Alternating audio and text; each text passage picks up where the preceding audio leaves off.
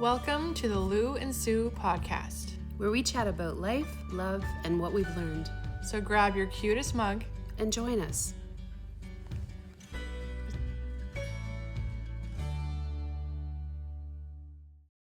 Hi. Welcome to the Lou&Sue podcast. Today is the Lou&Sue book club episode.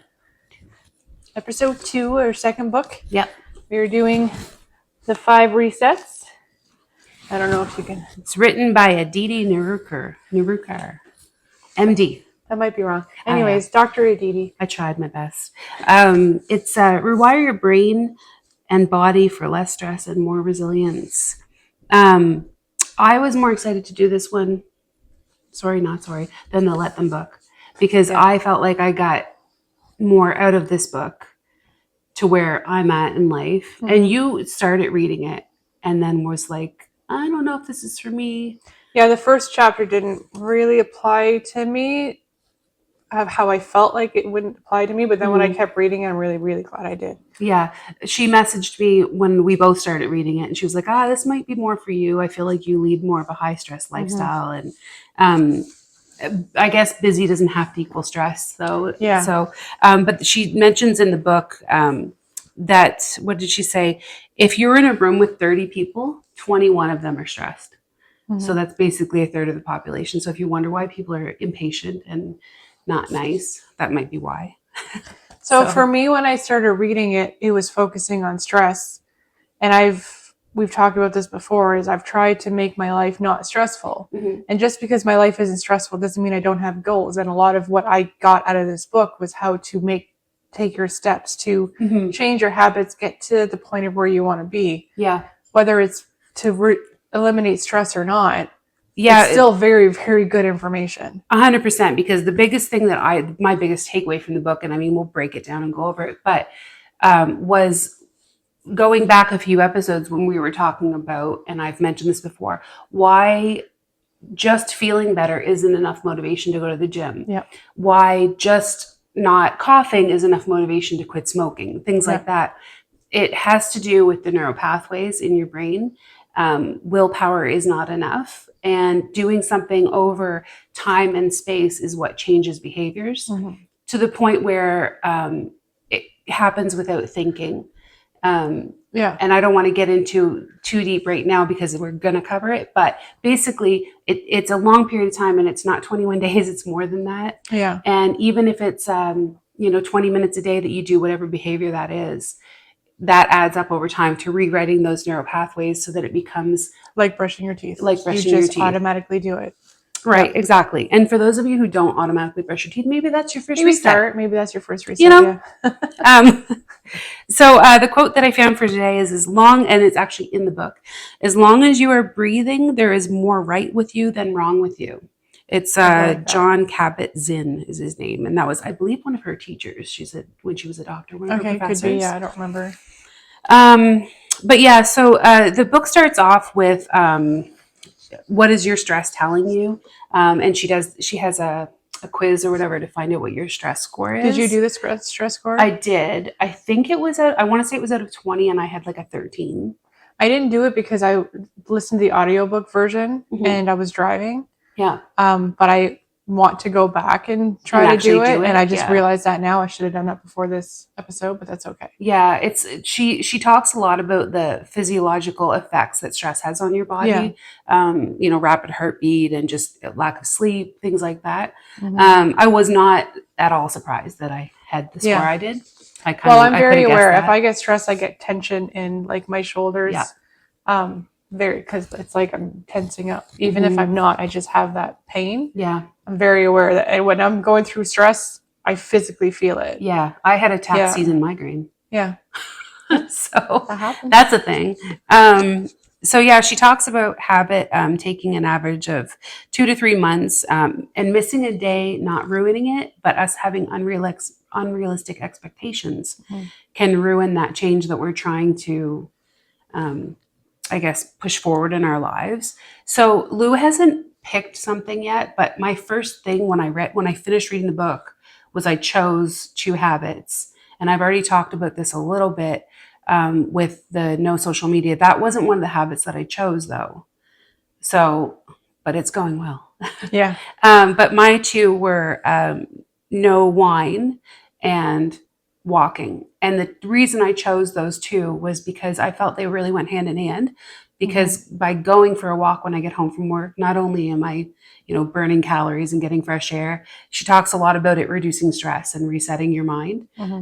Whereas wine can temporarily bring down your stress, but it is really only it's like putting a Band-Aid on a wound. It's not really fixing it. So I felt like those two things were really good to incorporate together. So far, so good. So I think my things, and I've been trying to do it, but I get distracted by convenience. So I stop, but like not full-blown meal prepping, but it's almost meal prepping. It's making my meal choices easier for me versus takeout, for example. Yeah. But then I want to get movement every day. So I want to go back to doing the gym in my apartment, or even going to the gym, but I don't want to do the gym every single day. And I know a lot of, again, we'll get into that, but it's doing a little bit every day is better than focusing on like going hard 2 or 3 times a week. So I do have a walking pad that I bought recently. So I want to get that in every single day. What time of day I'm going to do that, I'm not sure yet. I want to do it in the morning. Logically, I know I should do it in the morning, but I just can't quite bring myself to get up and do it in the morning. Yeah. So I think that doesn't work for me. So I think I'll do the right after work thing, where that's when I was doing my gym anyways. So just do the 20 minutes on that. If I do a gym session after, cool. And if I don't, then I'm still getting that done every day. Yeah. I mean, so it depends on I think the type those are of my person you 2 are. resets. Yeah. Some people are better in the morning. Some people are not. I can't, even though I'm up early in the morning, I can't bring myself to give up my reading and my prayer time to exercise. I would rather do it in the evening.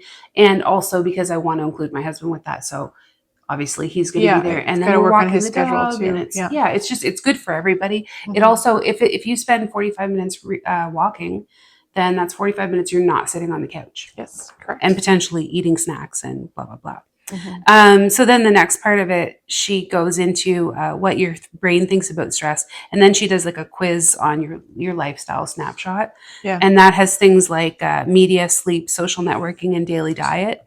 And this was when I decided to get rid of social media, because she's talking about blue light an hour before you go to bed, blue light an hour after you wake up, and how that affects your brain, dopamine, things like that. And again, like we've talked about, the circadian rhythm and falling asleep. So that I've really tried to do. I struggle with the morning, because after I shower and I do my reading and everything, I really want to scroll. And the only thing I kept was TikTok, because I really like watching coloring videos. So, and I also am the type of person that falls asleep to TV. But somebody told me that the blue light in TV isn't as bad as your phone. So I'm going to run with that one. But if you're still finding you're sleeping, then maybe it's okay. I think people that are finding it hard to actually sleep or stay asleep is when maybe that's when you need to cut out the TV. Well, and it depends what you're watching too. If you're watching the news or something very negative, and then you're trying to go to sleep, that's different from if you're watching Dr. Quinn, Medicine Woman. Yeah. Right. So. Yeah. And then I felt like that quiz I did fairly well on, like sleep, social network, media, daily diet. Those things I felt like I have a pretty good grasp on naturally. Did you do that one? That quiz? I didn't, but I already know I don't. The social media is fine. Yeah. I'm not terrible with that. Yeah. But mostly because of what my social media, like what my feed is. It's not really stressful or anything like that. Yeah. But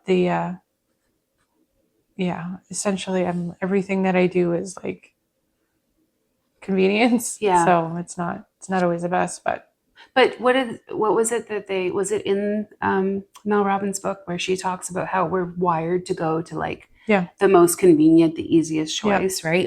Or the most sort of instant gratification choice. That's how we're wired. So that's the whole point of the book, is learning to rewire. And then she goes to reset number 1, getting clear on what matters, your must goal, or your most goal, I'm sorry. And what that reveals about you. What does success look like to you? And not willpower, but the neural pathways. So she talks about the rule of 2. And that, to me, probably, if you get nothing else out of the book, the rule of two is probably the most important thing. Good, yeah. Your brain can't rewire more than 2 habits or more than 2 changes without it registering that as stress.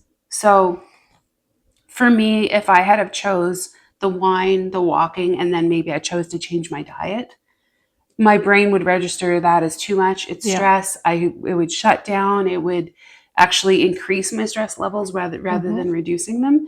And because I'm an all or nothing person, it's probably one of the hardest things for me to do is to continuously remind myself, no, for 2 to 3 months, I need to just work on these 2 things. Once those become natural, once those become brushing my teeth, I can add something else or start on another 2 or whatever. Yeah, I like that because you'll hear it in different ways. Like, you have to do things that are sustainable, and you can't do the all or nothing is not healthy to do, and all of these things. But like, because she's a doctor and she brings in the perspective of like, no, this is how your brain is working, and this is why if you do it in small steps like this, you can progress and get this to work. And as you think about Make it lasting, even our podcast, we have multiple episodes now. And it feels like a long time ago in a way that we started, but it's not even that long ago that we started, but we already have, this is number 12, I think. Yeah. Like we have 12 videos already. I know. That's pretty good. Yeah. But you have to start somewhere because we started and you just be consistent with it. Now I don't know if it's easier now. I just think that there's less of a question of what if now. Yeah. A little bit. Maybe. I don't know if that ever, because you hear tell of people that are like singers or musicians, and they say that every time they get on stage, it's still the nerves are there. But I think it's a Saturday morning habit now. Yeah, like that's except for when we go to the spa. I mentioned it. Yeah, again, because we do that. Yeah. But the habit is that I hang out with you every Saturday morning, regardless of what we're doing, which is really nice. I mean, I have no problem with that. I quite like that. But yeah, like it's actually, if you start off smaller and you kind of let it gradually get to the point that it's a habit, it's really easy to create habits. We already know it's easy to create bad habits. Yes. Like I got those little ice cream bars or whatever they are anyways, and I was like, oh, I'll have that. That's really easy to be like, hey, after my meal, I'm used to having that. It's the same concept. But that makes maybe don't sense. Keep with that. I ran out and I'm fine. I haven't bought any more, but that's the same point. Like, keep the same, equate what you do there, and you know how it's easy to be like, hey, I want this all the time. But it's easy because your brain naturally wants to go to the path of least resistance or to the reward system. You need to make whatever change it is have a reward in it for your brain to want to go there. Yeah. So whether it's the feeling that you have from going for the walk, that sort of euphoric fresh air feeling, is the reward, just like the taste of the ice cream is the reward. And the days that you, like Thursday, I didn't want to go for a walk. I had like 13,000 steps in at work already, and I was really tired. Luckily, my daughter Thursday night was like, are we going for a walk? And I was like, yes, we are. And I said it before I even had a chance to say any excuse. I really didn't want to let her. And also, I bought my dog a new harness because he's really not a good leash walker. So I bought him a brand new harness with a whole, like the muzzle thing. And because I'm like, I'm going to make this so that I can take the dog, because then it's also a reward for my dog. Yeah. Which means that he's tired when he gets home, which means he relaxes. Which is a reward for you. Right. So like, whatever you need to do to make your life a little bit easier. Yeah.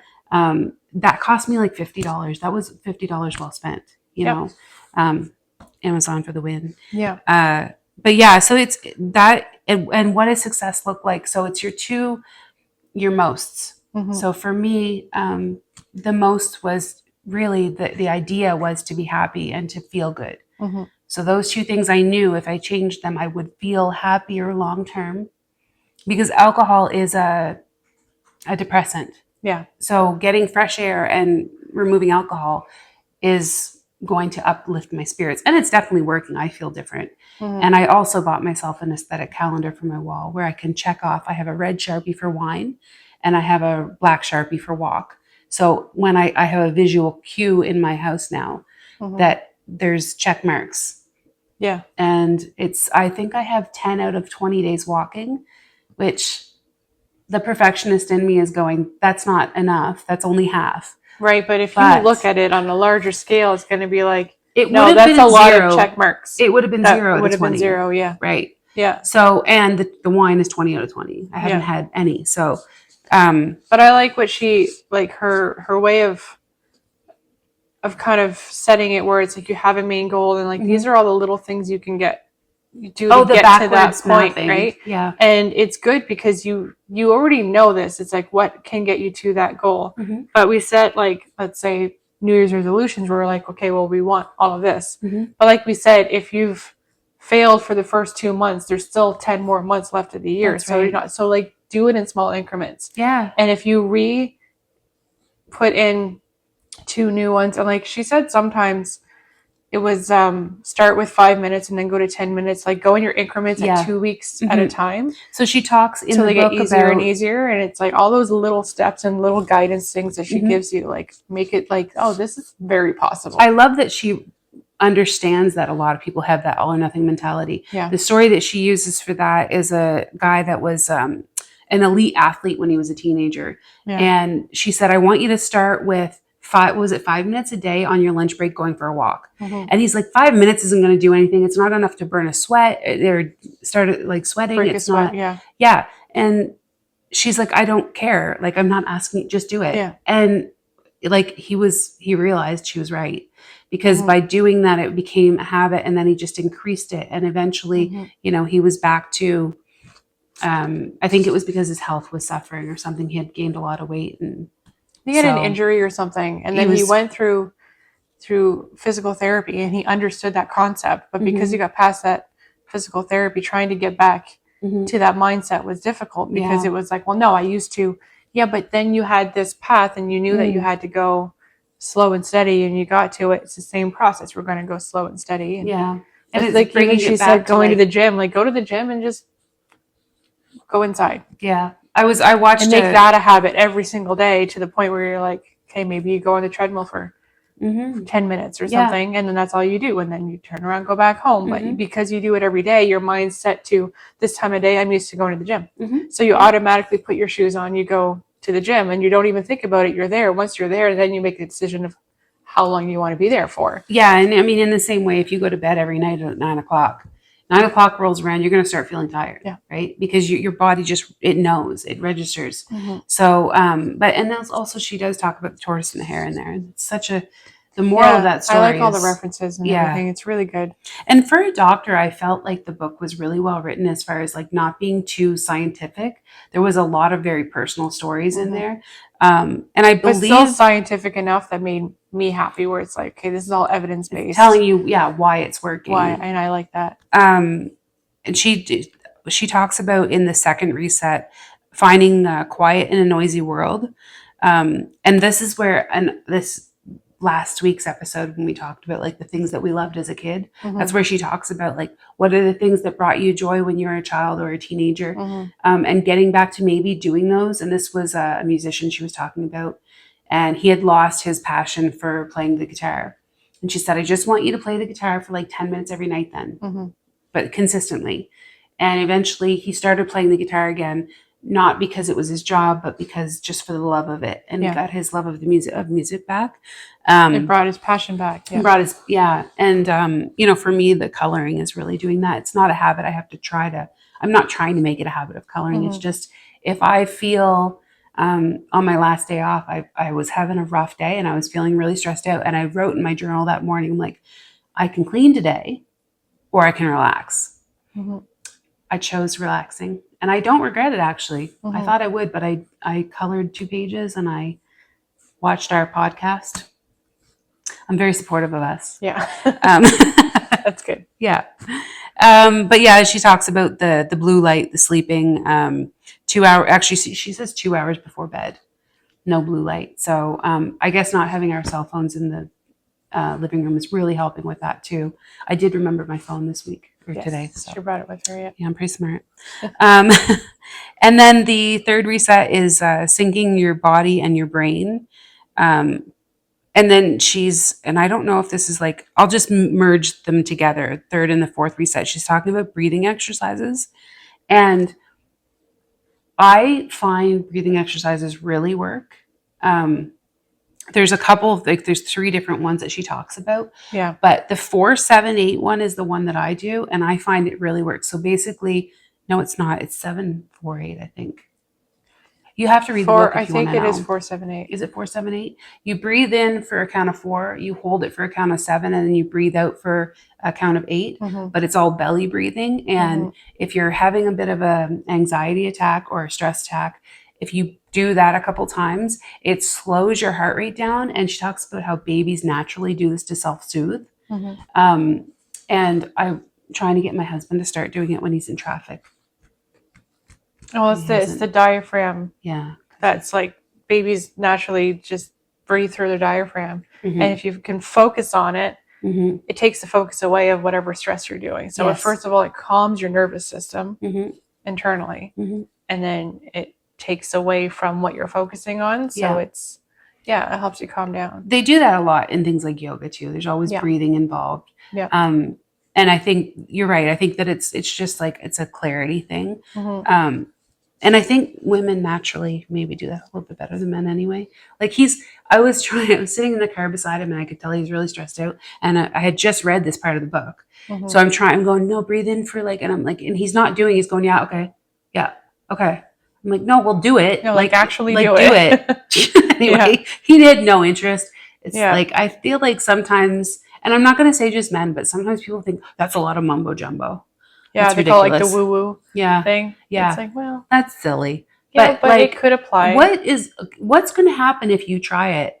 What I like too is her saying that was some of her favorite clients or customers, not customers, clients, patients. There you go. Patients, that's the word. Doctor. Were the ones that were so against it. They're like, no, this can't work. This can't work. And it's like, okay, just try it, please. Just try it for 4 weeks. And then they all came back with okay, you were right. Yeah.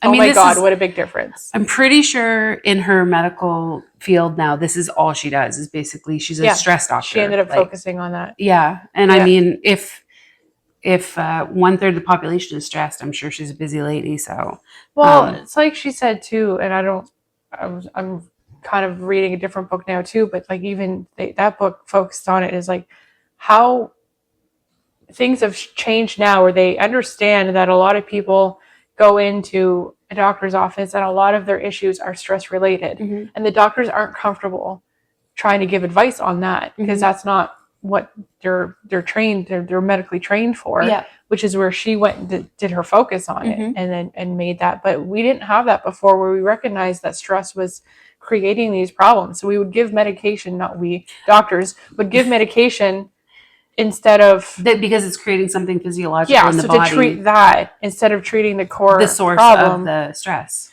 Yeah, and it's nice that people are a little more aware of it. Doctors, I'm sure, are more aware of it and all of that stuff, focusing on that now too. And it's just, but how much can you naturally, and it's where you go to a lot of naturopaths because it's like, how can I naturally fix this? Yeah. Versus taking medication for. And yes, it's easier to take medication for, but if it's not actually treating it, you could potentially be creating more problems. Right. And wouldn't it be better if there was a way to naturally fix the problem rather than just treating it, but the problem's never really gone? Yeah. Because stress does create physiological issues in our body. What did she call it? It's like the bird thing. What was it? The canary in the coal mine? Yeah, it's your canary. What is your canary telling you? So like, what are your symptoms telling you that where your stress is? Yes, the canary in the coal mine, in case people don't know, right? Back in the day, I'm going to say this really badly, just bear with me. Okay, but basically, they would send a canary into the coal mine because if you get down to a certain level, there's no longer any oxygen. Okay. So if you can't hear the bird anymore, then you know you shouldn't go that far because you're not going to have oxygen and they would suffocate, they would die, is my understanding. So basically, I didn't even recognize what the reference was and why she brought that up. It's because it's an alert system. Yes. So once you get to that point where you're starting to not hear the canary anymore, or in this case, you're feeling that stress, you need to recognize it and stop and figure out a way to treat it rather than letting it take you to the point of no return is basically what Yeah. Yeah. So you didn't know what that meant either. So then I'm glad I said it. Yes. And if I explained it wrong, I'm sorry. Google it. Google's wonderful. But yeah, and then I agree with you though. But like, You need listen to what your body's telling you, and try to pinpoint the actual problem versus.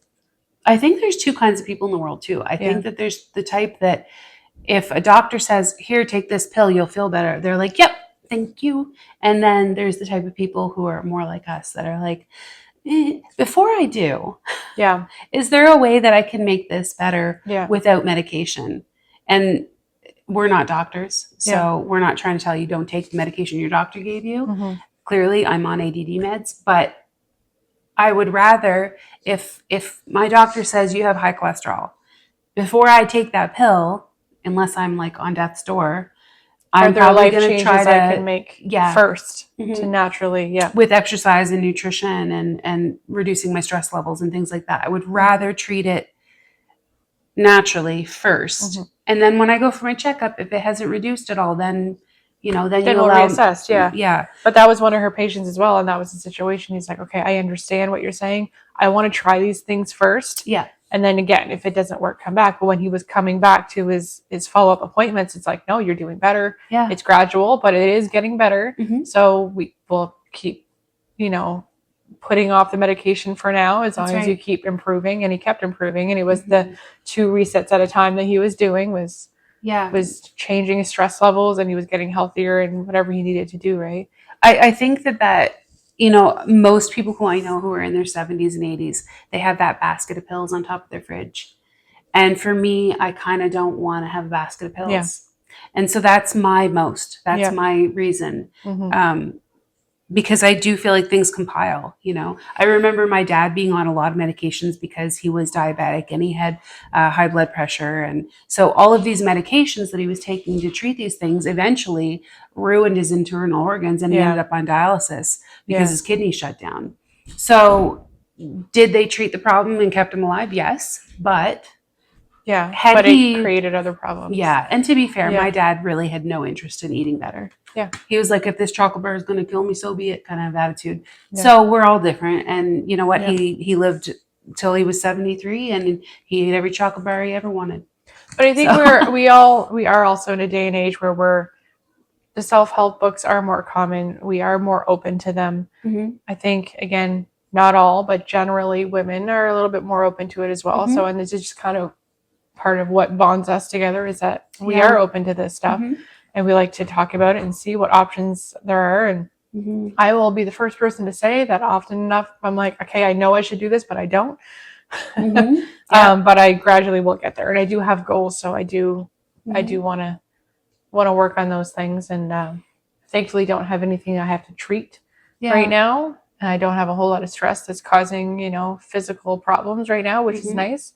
But I'd like to avoid ever getting to that point as well. Yeah. And for me, I find, I've talked about before, I'm a dreamer, and I always have these grand schemes of, okay, now I'm going to do this, and I'm all in, and I'll, buy the meal prep dishes and buy this and buy that to make it so that I can do it. And then I don't follow through. So for me, this book was more about remembering that small changes over a longer period of time that are going to last are more important. And that's what this whole year has been about for us. We're in chapter 3 of 12 chapters, being in March, and we're only that far in. Some things are trial and error, but that's how life goes sometimes.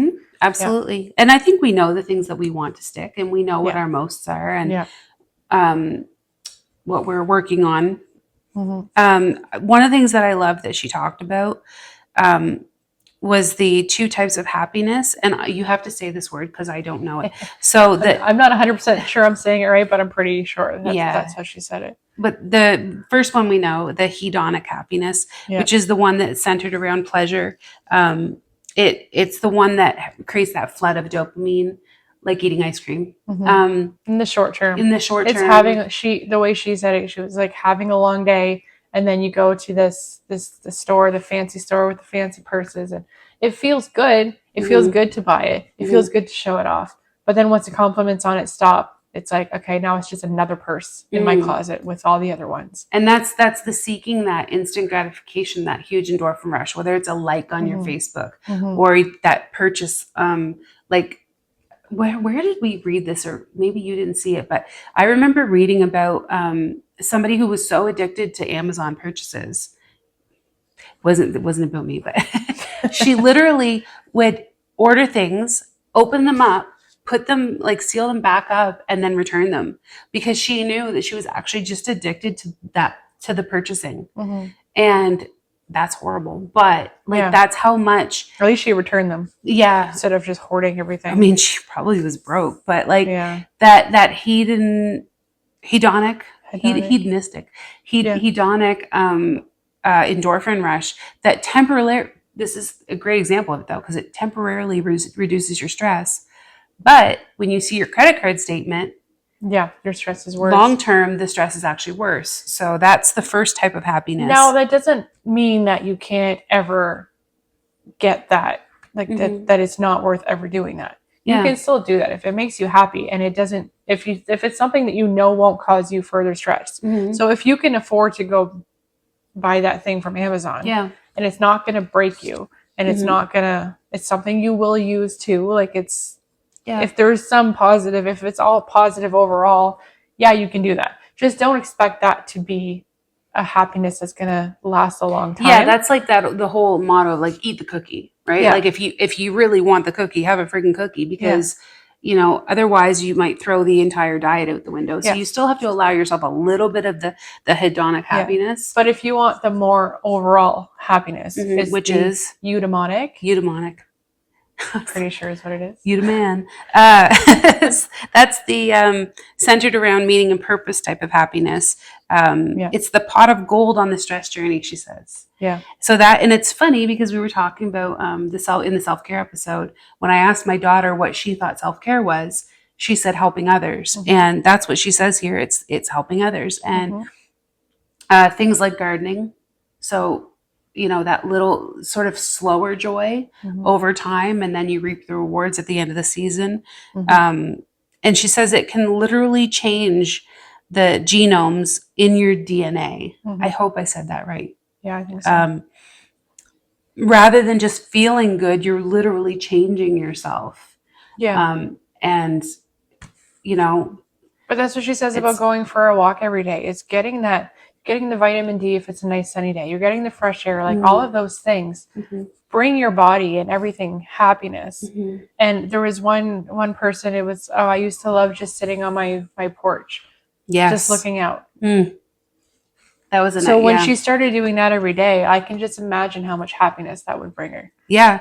And she took her extra sort of money and she used it to make that porch her little oasis too. Yeah. Right. And then she's got plants out there and maybe some throw pillows that she loves. And that is her such a simple thing. But for her, that was her. And there was another girl that was like, loved to make things out of clay. Yeah. Anyway, the book is wonderful. I really liked it. Yeah. Also, you just met somebody who you had this experience with where you were like, does anything make you happy? Yeah, and that's really sad to me because and again, our last episode was about the little things that make us happy. And I was just thinking about how freshly cleaned bedding, but especially brand new bedding is like, that makes me so happy. It's like, or even just a brand new throw blanket or any of those things, like comforts, right? These nice little comforts that smell like my laundry detergent and stuff like that. They smell nice and clean. That makes me so happy. And then I find it so sad if you can't get happiness out of those little things. And I don't know where that comes from, if they're just not self-aware enough to notice happiness anymore. Some people are just negative people. And not that they want to be. And I think it's like anything. It takes time and it takes practice to have the gratitude. And one of the things that she had said for one of her patients was to write something you have gratitude about every day. Yeah. And you might have to search for it. And it was not like just put anything, like it actually makes you like you're grateful for that today. Yeah. You have to find it. And it gets to the point where it's easier to find. And then like she was saying, even that the person she was talking about, it's like, oh, I have to remember to write that in my my gratitude my journal for today. Training your brain to recognize to see it, grateful moments, recognize gratitude, recognize joy, recognize happiness. I was talking to a guy yesterday about not drinking, and him and I both have not been drinking for a while. And he said, I don't know what I expected. He's like, I expected fireworks. I expected to something feel drastic, something drastic, something joyful, something out of this world, because he had never really, since his teenage years, ever really been, I don't want to say been sober, but not, taken a time of stopping drinking. And I said, well, I'll be honest with you. I've experienced pink clouds, which is where when you take a break from alcohol completely for an extended period of time, you go through this euphoric, they call it pink clouds, where everything literally feels like it's rose-colored glasses. And it's wonderful, but it's fleeting. And it's just a chemical reaction in your brain. I remember how excited where you were. You're like, look how soft my skin is. Feel how soft my skin is. Sometimes it's the smaller things, but I also think, and I'm grateful for this, that you and I both do recognize joyful things, and we are grateful for the little things. And something that I notice, it's sad to me that not everybody does. Yeah. I agree with you. I think it's a lot of it has been lately me recognizing how easy it is to fall into the negative. So you'll have negative talk around you, and it's easy to get into that because that's how a lot of us bond. Well, we're, complaining about something together that we both have to complain about. Yeah. But that's such a negative. It doesn't make anybody feel good. It might bond you together, but then you got to get over that. And then I started realizing how deep into a hole that I can get with that, where it's everything around me is negative. It's my day is going to be the same whether I'm negative or positive. Let's just be positive. Yeah. It's just so much easier and so much more uplifting. And the more when I realized I got into that negative for so long, and then I'm like, no, I don't like this place. I don't like myself like this either. Yeah. I'm not happy, and I want to be happy. Yeah. So then you start seeing little things, and then her and I talking about it helps too. But it's oh yeah, that makes me happy too. Yeah. Or she'll bring something up that makes her happy. I'm like, I didn't even think of that, but yes, that's something. Yeah. Another positive thing too. And I just like myself better positive, and I like other people that are positive, and I like to put that out into the world, because like she said too, put kindness out. We've talked about this before. Put positivity out, and then it might brighten someone's day and you have no idea. Yeah. And that's a nice thing too, that if you don't even know, but you'll see it places where you'll see the person. I don't know if you ever I have on my Facebook that post secret. Anyone's heard that, but they'll say this person said this to me today, and it changed my whole outlook of my day. Yeah. And that's easy to do. Sometimes that happens. So it's funny that you say that, because I sent you this morning when I was reading in Proverbs this morning. It was the section I was reading in, I believe chapter 27, is really about friendship, and how one of the verses is as iron sharpens iron, meaning that when two people are compatible, and they can uplift each other, they strengthen each other, they sharpen each other.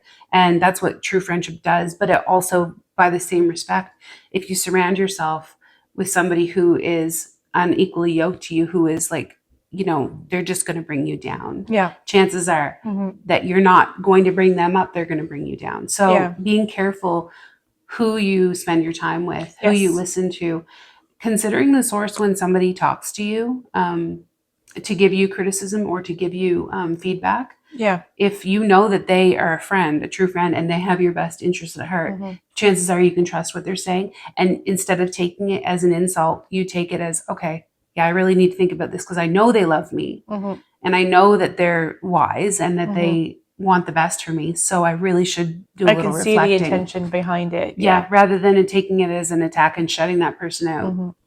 So that comes from respect too in your friendship. And so that's one of the great things about reading books together as friends, is being able to reflect back together, because what you get out of it and what I get out of it can be the same yet different. It's like when we were reading Let Them, it was how many times we would say that to each other. We'd be like, well, let them, and go through that. It becomes a quote for sure for life. So let them. And Mel Robbins does.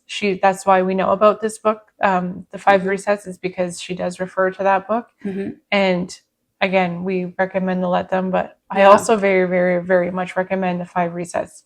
Again, I was put off at first because my life, I don't have to reduce stresses in general. I'm pretty good at that, but it was still how to get towards your goals and how to reframe things and change your kind of perspective on things. And it's like, again, you don't have to go all or nothing. You don't have to go hard. Do the little things every single day that it makes it a habit. Yeah, and it makes it easy, just like brushing your teeth. And again, if you're not brushing your teeth every day, please make that one of your 2 things. Brought to you by the Canadian Dental Association. Right. Yes. Yeah. I also really like the color of the book. Look how That's what the pretty purple that on the back. is. It's pretty. Look, it matches our sign. But yeah, it's I really enjoyed the book. And we both did the audio version, but again, as I mentioned in the last book club episode, It's nice am having buying hard copies sometimes. Yeah, and I'm actually buying the hardcover of the ones that I really like because I want. I'm a hardcover person. Yeah, it's got to be. It's got to be consistent. Yeah, we got the aesthetic part of. We do have another book coming up too.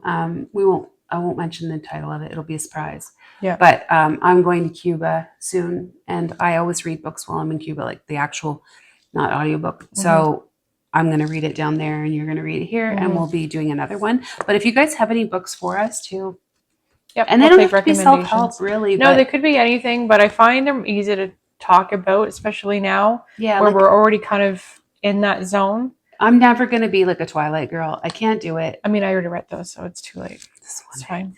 But I mean, how do you like have a book club about? Well, you probably could. But are you Team Edward or Team Jacob? Edward. Is he the vampire? Or yeah. Is he okay. I don't know. I like vampires. I always thought it was weird. I remember walking. I don't really not team at either of them really because I found that whole thing was kind of. It's weird in itself, but that's all right. I can't do it. We're not doing that book club. Don't worry about it. Just skip that episode. Just skip that one. Yeah. You have anything that you're loving this week? We didn't prepare for that part. You know what? This is a book segment. Well, we'll do that on the next loving one, books. We're loving books. We're loving. I've talked about this when we were talking about the Let Them book, but I'm really liking being able to do the audio version because I basically listen to them during any drive, and I don't drive far, but I go through the book quick enough just on my quick little drives. Yeah. And I like it to the point where when I finished the book and I was listening to my music again, I'm like, it's not hitting the same anymore. I'm kind of missing it. Yeah. Yeah. So I'm going to say that's I've brought her over to the dark side because I've been doing this now for about 4 years. To listen to it, if I'm just sitting at home, I can't do that. Yeah. I want the actual physical book. But reading, and again, this is how created a habit that I very much enjoy now is having a book, something being read to me while I'm driving. Because it's not that driving is mindless, but I can do it while listening to something else. It's become a habit that I quite enjoyed. And I mean, I was never able to read because whenever I would read a hard copy of a book, I would get stuck on a paragraph, reread it 10 times and finally give up, realizing it's not sinking in. Yeah. Didn't know at the time I was ADD, of course, but, and my husband, who is the same, he's just like, I can't read, I can't read. I'm like, I know, but like, this is a really good book. And if you've got the audio version, I think you'd really enjoy it. So I really promote audiobooks for people because in all honesty, even if it's just in the background, you are going to absorb some really good stuff. And so if you're not a reader, then try it and see. And I mean, there's Audible. If you have Prime, you get like Audible. Your first book free or something like that. So Apple. And you have a free credit. I pay for the monthly thing so that each book is cheaper and I get a free credit every month. So I essentially get a free book every month. And it's the membership every month. It costs less than what most of the books cost. So I feel like it's worth it. As long as I'm getting a book a month, and if I don't use that credit that month, I still have that credit there. So I could have 2 books the next month. And it makes you feel very like, for me anyway, it makes me feel very accomplished. It's now almost the end of March and I just finished my 12th book this morning. So I was like, and I get to start a new one. So it's like very exciting. Actually, I'm halfway through another one anyway, but yeah, so definitely recommend it. Recommend it. Find a way to get this information in, because not everybody is in a place where they want to grow. But if you do want to grow, these are amazing books, because they're just the little things. And I've always been like that. I need something to click. Once something clicks, it works. Like I read a book to quit smoking. I about 7 years smoke free now, because that book, there was 2 things in it that clicked. And if you have those things that click to you, they're like, oh, this makes sense to me. So now I can actually do this thing where I have this goal in my mind, but I don't know how to get there. Yep. All of these little different things will get you there. Yep. And on that note with the smoking, I haven't used my vape since before January 1st. So I'm like 3 months in. And I can honestly say that every once in a while, there's this little trigger memory that comes up where I feel like I'm missing something. I'm going, there's something supposed to be in my hand. And I know in my head that it's my vape. But I don't have any actual cravings. And I recognize that is just a muscle reflex that's still there a little bit. Yeah. But that will go away. It will go away. And it took me, I'm at the 3-month mark now.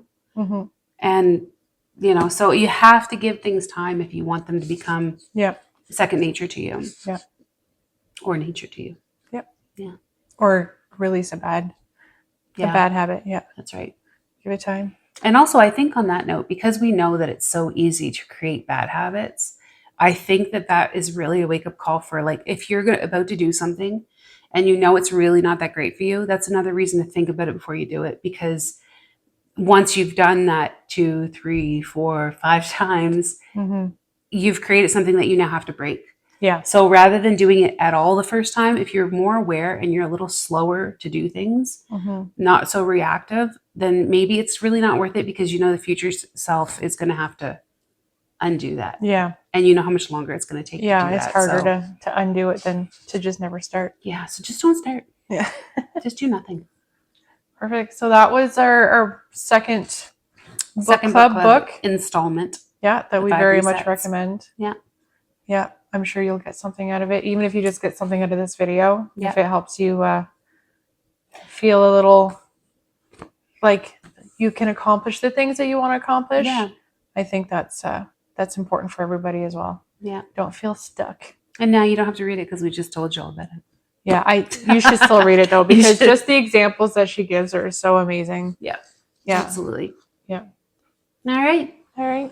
So from us to you, keep growing and glowing. Bye.